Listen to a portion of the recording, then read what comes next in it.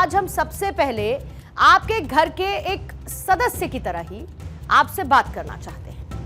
आप हमें अपना शुभ चिंतक, अपना वेल विशर मान सकते हैं, अपना कोई दोस्त या फिर पारिवारिक रिश्तेदार समझ सकते हैं, क्योंकि आज जो हम आपसे कहना चाहते हैं उसको आपको बहुत ध्यान से सुनना चाहिए। बीते दिनों पूरा देश सिर्फ एक ही खबर पर बात कर रहा है। खबर यह है कि किस तरीके से एक 29 साल के लड़के की हत्या उसकी 25 साल की पत्नी ने कर दी। पूरा देश इस खबर को एक आपराधिक खबर की तरह देख रहा है। लोग इस खबर को किसी क्राइम थ्रिलर की तरह पढ़ रहे हैं, लेकिन यह खबर सिर्फ उतनी नहीं जितनी शायद आपको समझ आती है। टीवी चैनल्स पर खबरों का इतना ट्रैफिक रहता है कि किसी भी बड़ी खबर का ग्रीन सिग्नल होते ही पुरानी खबरें स्क्रीन से गायब हो जाती हैं। ये एक ऐसा सच है जो इस खबर के साथ भी जरूर होगा, जहां पर इंदौर के रहने वाले राजा रघुवंशी की हत्या उनकी ही पत्नी ने शादी के सिर्फ 12 दिन बाद कर दी। और ऐसे में ये खबर स्क्रीन से हटते ही मुमकिन है कि आप भी इसके बारे में भूल जाएं या फिर इस पर बात करना बंद कर दें। लेकिन क्या आप ये जानते हैं कि ये खबर सिर्फ राजा रघुवंशी या फिर सोनम रघुवंशी या फिर किसी राज कुशवाहा की कहानी नहीं है, बल्कि राजा और ये सोनम एक ऐसा विचार है जो कि आपके घर, आपके पड़ोस या फिर आपके किसी रिश्तेदार के घर भी हो सकते हैं। और अगर साफ साफ कहूं तो इस वक्त भी देश में कई राजा और कई सोनम मौजूद हैं। यानी कि इस वक्त कोई राजा इस बात से अनजान है कि उसकी पत्नी उसे धोखा देने वाली है, तो कोई सोनम उस समय के इंतजार में बैठी है जब वो अपने प्रेमी के साथ मिलकर अपने पति की हत्या कर सके।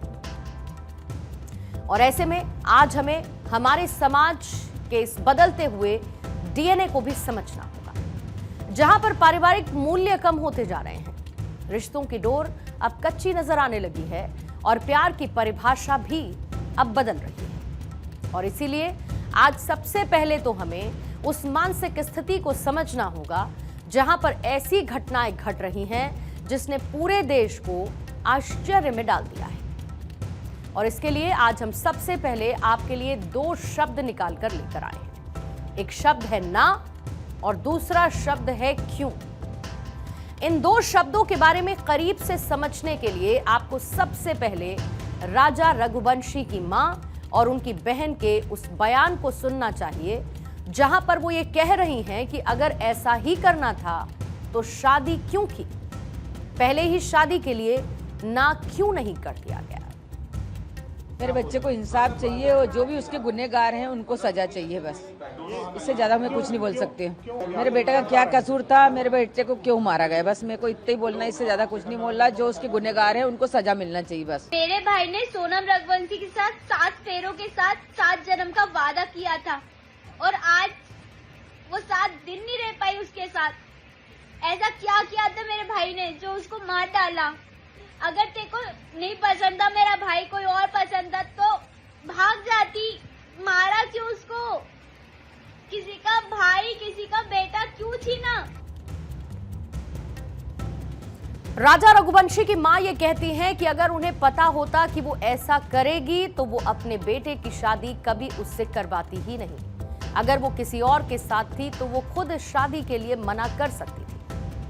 अब इससे हम उस ना शब्द के बारे में समझ सकते हैं जिसको कहने से कई लोग कतराते हैं। आप सोचकर देखिए कि अगर सोनम रघुवंशी ने बिना किसी डर के अपने परिवार के सामने ये बात कह दी होती कि वो राजा से शादी नहीं करेगी क्योंकि वो अपने यहाँ पर काम करने वाले एक एम्प्लॉई राज कुशवाहा से प्रेम करती है, लेकिन उसने ये ना कहने की बजाय किसी इंसान की हत्या करना, उसका मर्डर करना ज्यादा आसान समझा। रघुवंशी समाज में एक कॉमन प्रैक्टिस है कि जैसे ही लड़का लड़की शादी के लायक होते हैं, घर के लोग मिलकर एक पर्ची लगाते हैं, जिसका रिश्ता मैच कर जाता है, वो लोग मिलते हैं और वहां से शादी तय होती है। अब हम कुछ कठोर बातें कहना चाहते हैं जो कि समाज का एक सच है और जिसे आपको स्वीकार करना होगा। आप ये सोचकर देखिए कि सोनम और राजा के केस में दोनों ही संपन्न परिवारों से आते हैं, दोनों अच्छे स्कूल कॉलेजेस भी गए होंगे, दोनों के दोस्त भी रहे होंगे। फिर वो आखिर कौन सी मजबूरी आ जाती है कि 25 और 29 साल के लड़के लड़की की शादी के वक्त आपके उचित रिश्ता ढूंढने के लिए सो कॉल्ड समाज के रजिस्टर में नाम लिखवाना पड़ता है।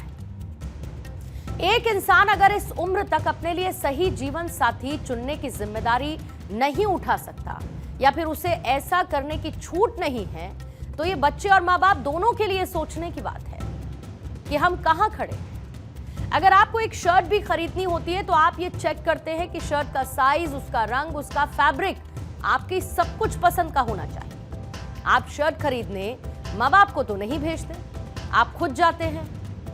तो फिर जिस इंसान के साथ आपको सारी जिंदगी निभानी है, उसकी तरबियत आपके जैसी है या नहीं, उनके जीवन मूल्य आपसे मेल खाते हैं या नहीं, उसकी वेवलेंथ आपसे मैच करती है या नहीं, ये आपके माँ बाप या फिर समाज के रजिस्टर में नाम लिखवाने पर कई एक आध मुलाकात आखिर कैसे तय कर सकती है। सोनम के पिता से जब एक रिपोर्टर ने यह पूछा कि क्या सोनम की किसी लड़के के साथ दोस्ती थी, तो उनका जवाब था कि नहीं, हमारी बच्ची तो बड़ी सीधी है, वो तो भाई के साथ ऑफिस जाती थी और वहीं से वापस आ जाती थी, वो ऐसे किसी फालतू काम में थी ही नहीं।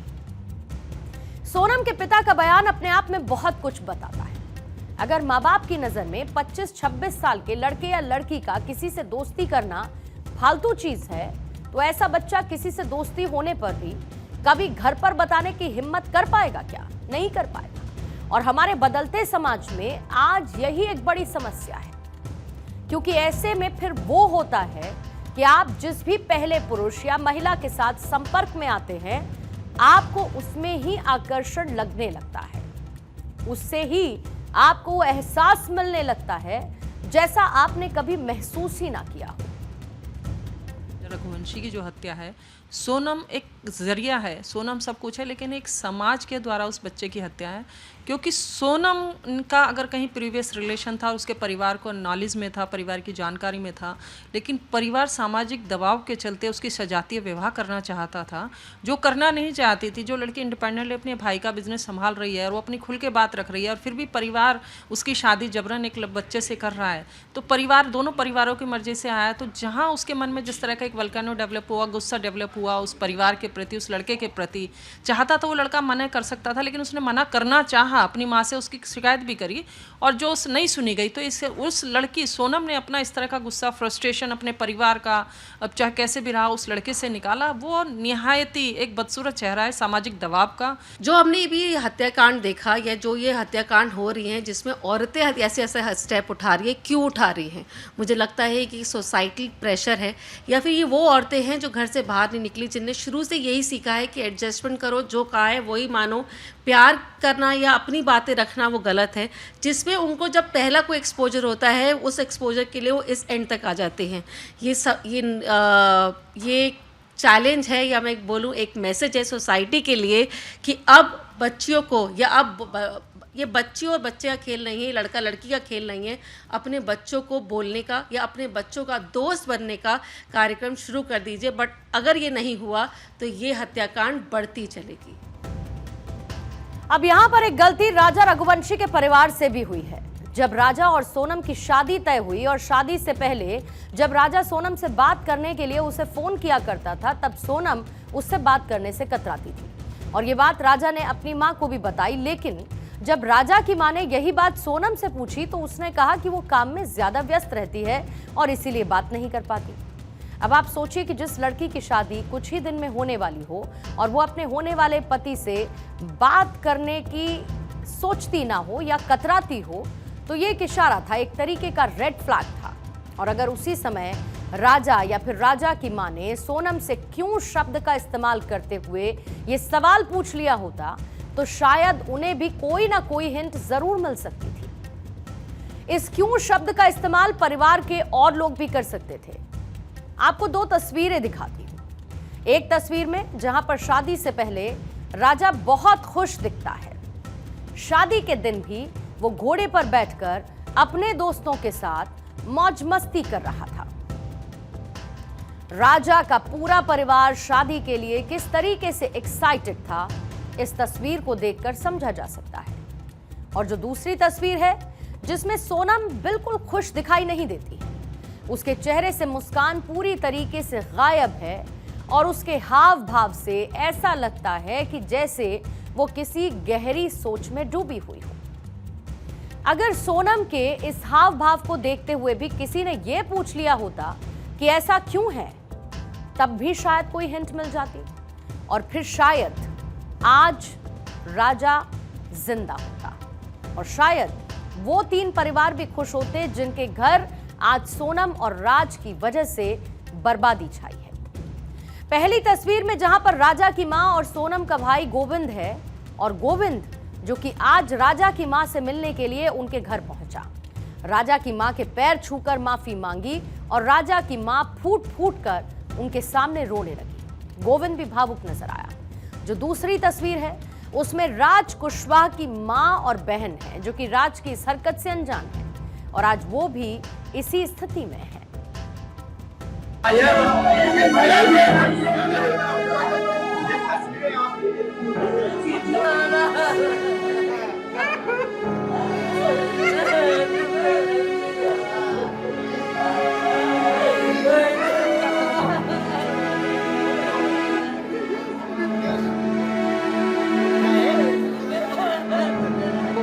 मैंने पूछा कि तुम सोनम से मिले थे कि नहीं मिले थे, पहले तो मेरे को ये बताओ।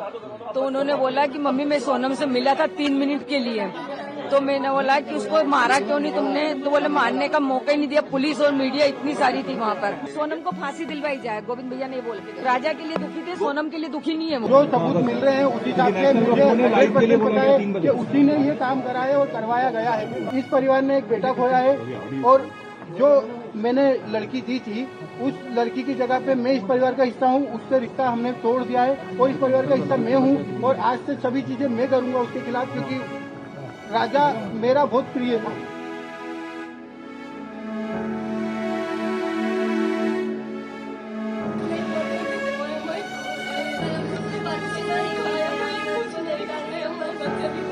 आप ही अगर हौसला तोड़ दोगे तो कैसे चलेगा? आप ही पता है ना, आप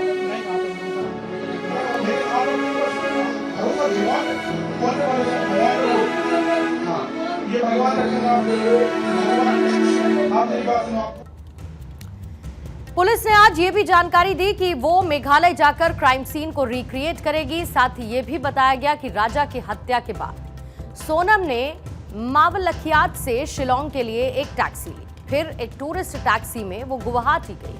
गुवाहाटी से उसने ट्रेन पकड़ी और वहीं हत्या में शामिल राज कुशवाहा के 3 दोस्त भी टैक्सी से सोहरा से गुवाहाटी भागे और फिर उन्होंने इंदौर के लिए ट्रेन पकड़ी थी। ये पूरा का पूरा मूवमेंट रूट इन लोगों का रहा। आज सोनम समेत 5 आरोपियों को शिलोंग कोर्ट में पेश किया गया, जहां से अदालत ने उन्हें 8 दिन की पुलिस रिमांड पर भेज दिया है। खबर यह भी है कि सोनम ने मेघालय पुलिस के सामने अपना गुनाह कबूल कर लिया। हालांकि अभी इसे लेकर कोई आधिकारिक जानकारी सामने नहीं आई। हमने आज अपने इस विश्लेषण में आपको वो एंगल दिखाने की कोशिश की जो कि शायद थोड़ा बोरिंग हो सकता है, लेकिन सच के सबसे करीब है। इस घटना को लेकर कानून अपना काम कर रहा है और अगर सोनम ने ये हत्या की, जैसे कि अभी तक मिले सबूत पुख्ता कर रहे हैं, तो उसको सबसे सख्त सजा दी जानी चाहिए। ऐसी सजा जो कि भारतीय समाज में ऐसी सोच रखने वालों के लिए एक बड़ा सबक भी बने। लेकिन भारत के 140 करोड़ लोग इस खबर को सिर्फ एक चटकारे वाली क्राइम मिस्ट्री की तरह न देखें, बल्कि सबक भी लें और ऐसी ही एक कोशिश हमने भी आज की है। अगर आप युवा हैं तो हमारे इस विश्लेषण से आप बहुत कुछ सीख सकते हैं और अगर आपके घर में कोई युवा है तो वो भी हमारी बातों को समझ सकते हैं। सबसे पहले तो हमारे समाज को ये बात एक्सेप्ट करनी होगी कि सोशल मीडिया के दौर में समाज पूरी तरीके से करवट ले चुका है। अब बच्चों को दोस्त समझना सामान्य करना होगा, उनकी सहमति, उनकी असहमति का भी सम्मान करना होगा। आज के सोशल मीडिया युग में अक्सर लोग इंस्टाग्राम प्रोफाइल और बैंक बैलेंस देखकर ही शादी करने के लिए तैयार हो जाते हैं, जबकि शादी जीवन का एक सबसे बड़ा और कठिन फैसला होता है। इसे लेने से पहले सामने वाले का पूरा बैकग्राउंड चेक करना चाहिए बिना किसी हिचक के। एक छोटी सी टिप आपके लिए कॉम्प्लीमेंट्री है कि जब भी अरेंज मैरिज के लिए आप रिश्ता देखें तो जो समय लड़के और लड़की को अकेले बात करने के लिए दिया जाता है, उस समय बिना किसी झिझक के, बिना शर्म के सामने वाले से ये पूछिए कि उसकी जिंदगी में कोई दूसरा व्यक्ति तो मौजूद नहीं है। अगर है भी तो मैं बिना किसी को बताए खुद ही इस शादी से मना करने के लिए तैयार हूं। हमने अपने विश्लेषण की शुरुआत में आपसे कहा था कि हम खबरों के कैसे ट्रैफिक में खड़े हैं, जहां पर कोई दूसरी बड़ी खबर आते ही पहली खबर पुरानी हो जाती है और कुछ समय बाद वही खबर दूसरे रूप में लौटकर वापस आ जाती है, सिर्फ किरदार बदल जाते हैं। आपकी स्क्रीन पर हमने कुछ न्यूज़पेपर की कटिंग्स दिखाई हैं। ये सभी खबरें पुरुषों पर होने वाले अपराध से संबंधित हैं और इन खबरों के सिर्फ पात्र बदलते हैं, घटना स्थल बदलता है, घटना का तरीका बदलता है, लेकिन अपराध की जड़ वहीं पहुंचती है जहां से बदलाव की बात शुरू हो सकती है।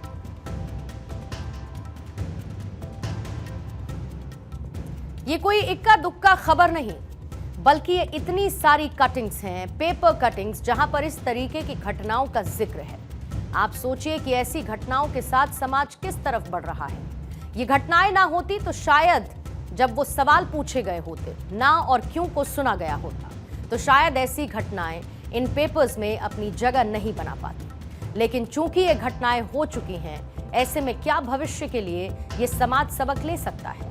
ऐसे में हमने ये तय किया कि हम खबर विशेष विश्लेषण नहीं, बल्कि इस खबर का एक विशेष विश्लेषण करेंगे, जिससे सिर्फ एक सोनम को सजा और एक राजा को इंसाफ दिलाना हमारा मकसद नहीं, बल्कि देश में रह रहे लाखों करोड़ों सोनम को भी बनने से रोकना है, ताकि देश में किसी मां के बेटे को अपना राजा न खोना पड़े।